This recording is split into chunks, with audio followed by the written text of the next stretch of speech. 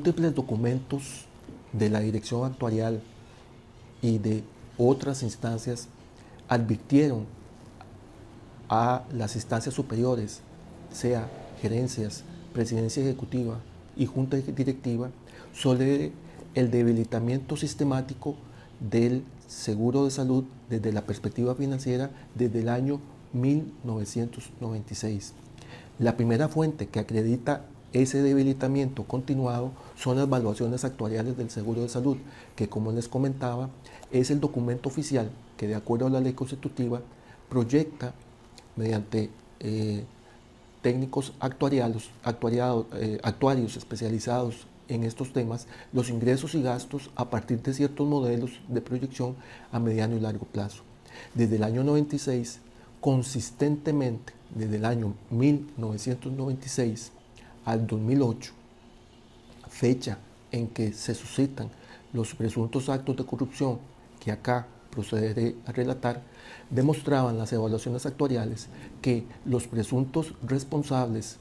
de esos actos presuntos de corrupción conocían de esta tendencia de debilitamiento sistemático del seguro de salud. En las evaluaciones actuariales del año 96 hasta el 2008, sistemáticamente se advertía que los ingresos por contribuciones patronales, obreras y contribuciones estatales en su función de tal, crecían a un ritmo muy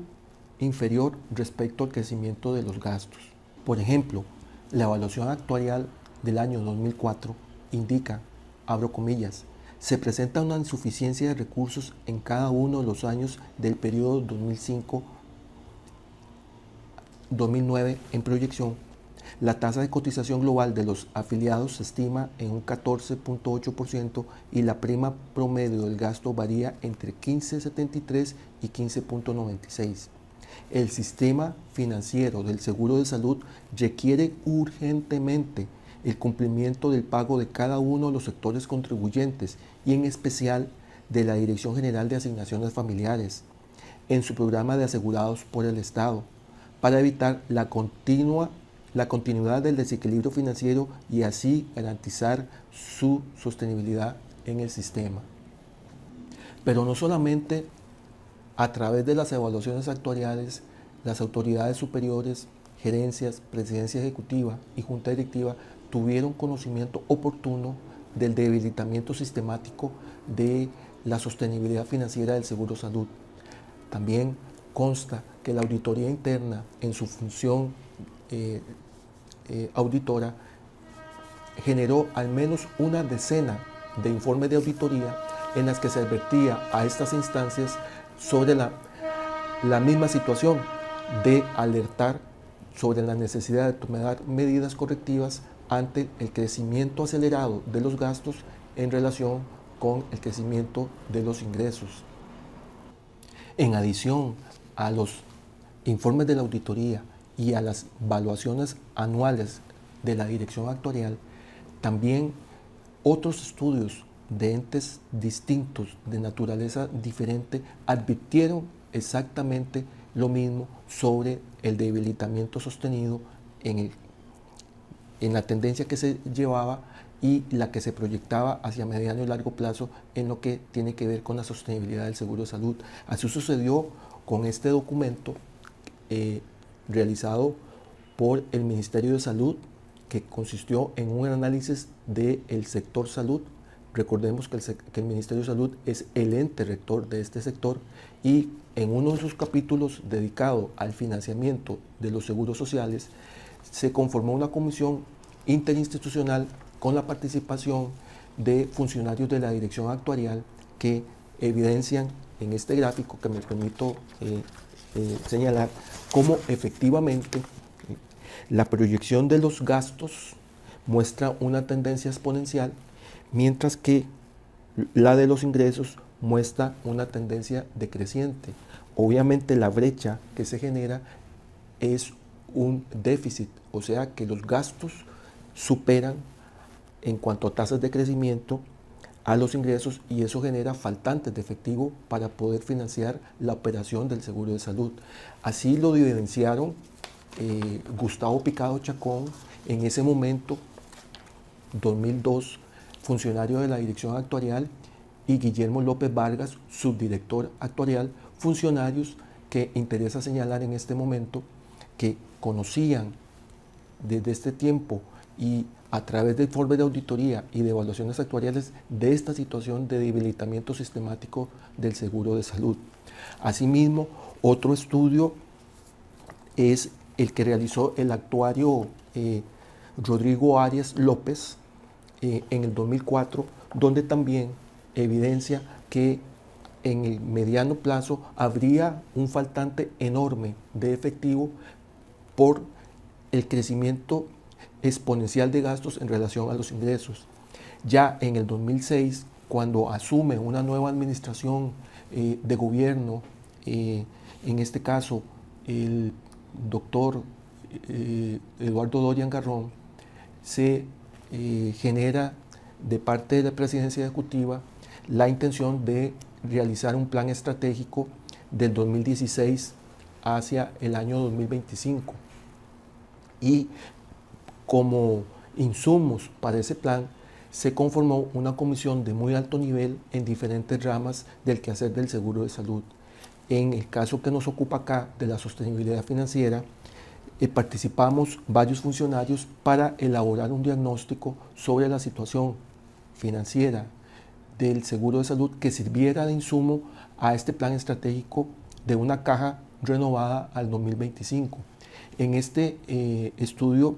les comentaba que participamos Alfredo Vindas Evans, director regional de sucursales de la parte sur de San José, el licenciado Gustavo Picado Chacón, funcionario de la Dirección de Actuarial, Iván Guardia Rodríguez, director financiero contable, asesor del Consejo Financiero y de Control Presupuestario, Luis Diego Calderón Villalobos, director de cobros, Luis Guillermo López Vargas, director actuarial y asesor del Consejo Financiero y de Control Presupuestario, Odilia Arias Jiménez, directora de inspección, y Sara González Castillo, directora de presupuesto y también asesora del Consejo Financiero y de Control Presupuestario. Fue un documento bastante amplio donde se documentó con detalle la situación financiera del seguro de salud que experimentaba, como les digo, desde la década de mediados de los 90 hasta mediados del 2000, la situación vulnerable del seguro de salud en cuanto a sostenibilidad financiera. Resalta aquí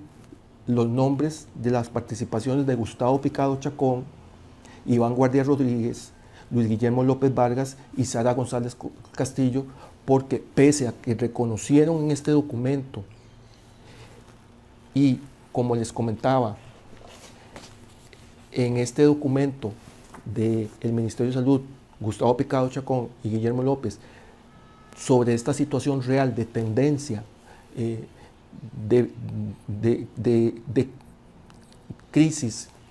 financiera proyectándose hacia futuro, cambian de criterios a partir de cierto momento después del año 2008 que involucra a la caja, como lo vamos procederé a relatar, en una situación de crisis de liquidez. Este documento, elaborado por la Comisión de Alto Nivel en materia de sostenibilidad financiera, formó parte como insumo de este documento que constituyó la base del Plan Estratégico Institucional 2007-2012 de la Presidencia Ejecutiva, que proyectaba a la caja hacia una visión de largo plazo al 2025. Y de este mismo documento, de ambos documentos, se derivó el plan estratégico ya concreto del año 2007-2012 con una cantidad importante de metas, dentro de las cuales en el ámbito financiero se incluyó la necesidad de tomar medidas tendientes a fortalecer las finanzas, y en ese sentido se encomendó a la Dirección Actuarial y a mi persona como jefe del área de estudios económicos a analizar la posibilidad de que el seguro de salud explorara las rentas distintas al trabajo, porque cuando se creó la caja en los años 40, la renta normal era la derivada del trabajo. Hoy día las rentas que deriva una persona van más allá del fruto de su trabajo. También tiene rentas por alquileres, por intereses, por dividendos, etc. Y en este contexto de debilidad financiera del Seguro de Salud, el mandato de la Junta Directiva a partir del diagnóstico del plan estratégico fue explorar la posibilidad de avanzar hacia otras rentas más allá del esquema tradicional de capturar rentas derivadas del trabajo. A raíz de las inquietudes que los miembros de Junta Directiva enfrentaban, como les comenté anteriormente, en virtud de las propuestas que el gerente administrativo les llevaba a ese seno, en el sentido de incrementar los salarios bases de manera técnica, en el sentido de que no eran ajustes para cubrir la inflación, sino ajustes de recalificación del salario base y adicionalmente al valor de la anualidad, unido a aumentar el beneficio de la cesantía de 12 años, tal como lo establecía la normativa de relaciones laborales de la Caja, a un monto de 20 años, es decir, que un funcionario que se pensionase o que fuese despedido con responsabilidad patronal recibiría en ese momento 12 salarios, se quería aumentar por pretensiones de varios grupos sindicales a 20 años, es decir, 8 salarios adicionales para completar 20 en el momento del retiro o de renuncia con responsabilidad patronal. Cabe decir que, a diferencia de lo que establece el Código de Trabajo, la Caja ya tenía 4 años más, porque el Código de Trabajo da como beneficio 8 años para la mayoría de los trabajadores del sector público y privado. La Caja tenía 4 años más, por mucho tiempo, de 12 años, sin embargo se pretendía subir a 20 años. Adicionalmente, se tenía inquietud por parte de la Junta, de algunos miembros de Junta Directiva, por un incremento fuerte de 10.000 plazas que equivalían a un crecimiento del 25%, o sea, la cuarta parte de la planilla, ya que aproximadamente en ese momento era de 40.000 funcionarios y que se pretendía llevarla en muy poco tiempo a 50.000, o sea, un crecimiento de 10.000. Eso generó un debate, como les comenté la vez pasada, en el sentido de generar un documento técnico que demostrase si esas pretensiones de aumentar salarios base, anualidades, cesantía y plazas en esas cuantías era sostenible o no. En ese sentido, la Junta Directiva, en el acuerdo cuarto del artículo 1 de la sesión 8.253, celebrada el 29 de mayo del 2008, acordó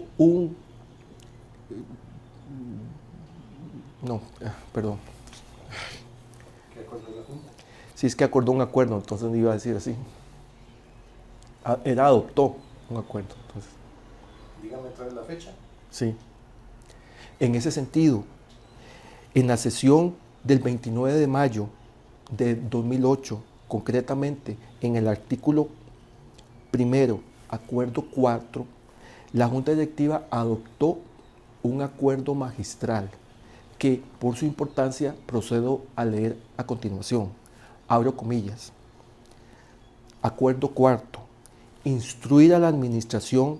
la elaboración de un proyecto de política salarial de corto, mediano y largo plazo que contemple los siguientes aspectos: sostenibilidad financiera, necesidades de infraestructura y equipos, necesidades de nuevas plazas, incentivos a la producción, satisfacción al usuario, poder adquisitivo salarial, comportamiento del mercado laboral y comportamiento del entorno económico. Asimismo, se giran instrucciones a la gerencia administrativa y a la administración para que en la construcción de la citada política se precisen los parámetros que puedan contribuir con el desempeño individual y grupal la eficiencia y la productividad. Esto es inédito porque normalmente,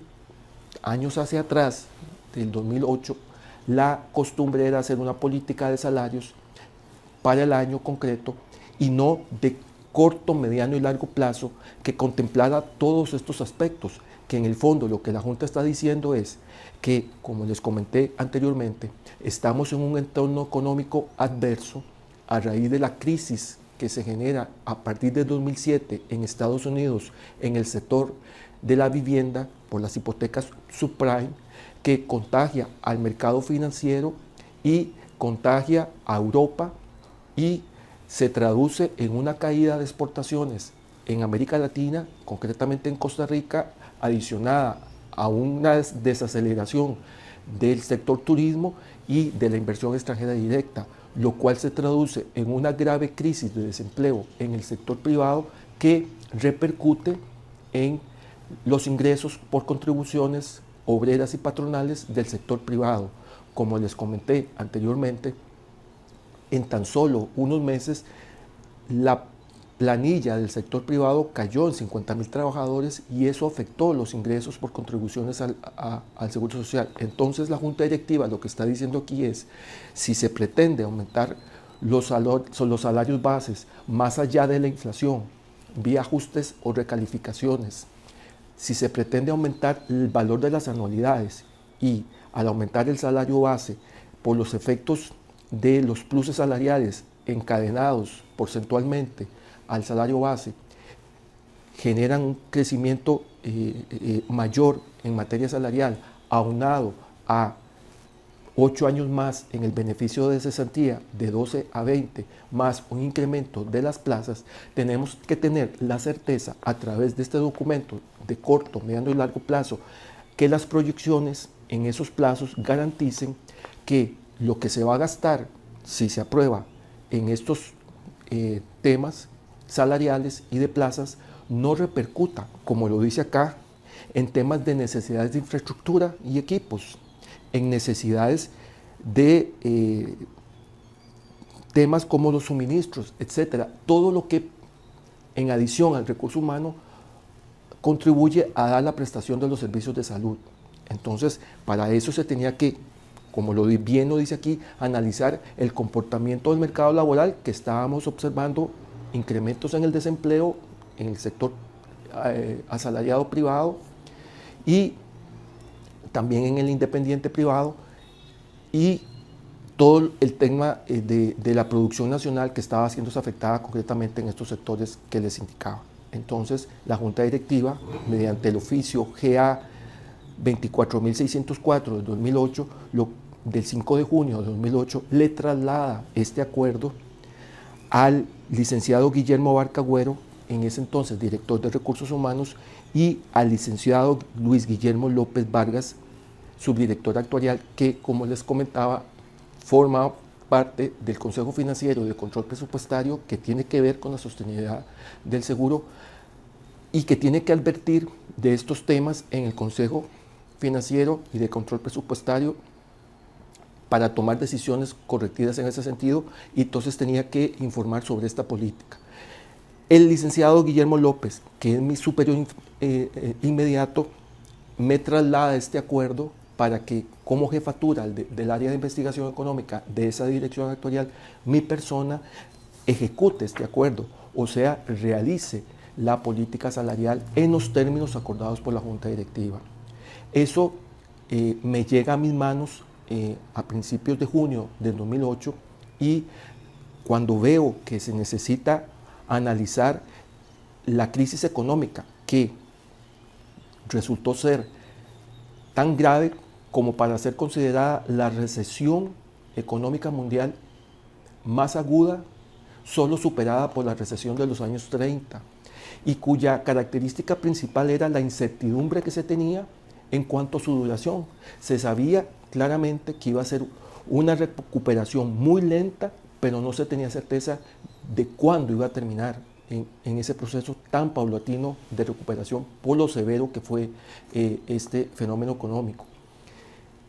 Cuando yo recibo este acuerdo de Junta Directiva, y soy el responsable directo, si bien se dirigió también a la Dirección de Recursos Humanos, el que tuvo la responsabilidad de, por competencia,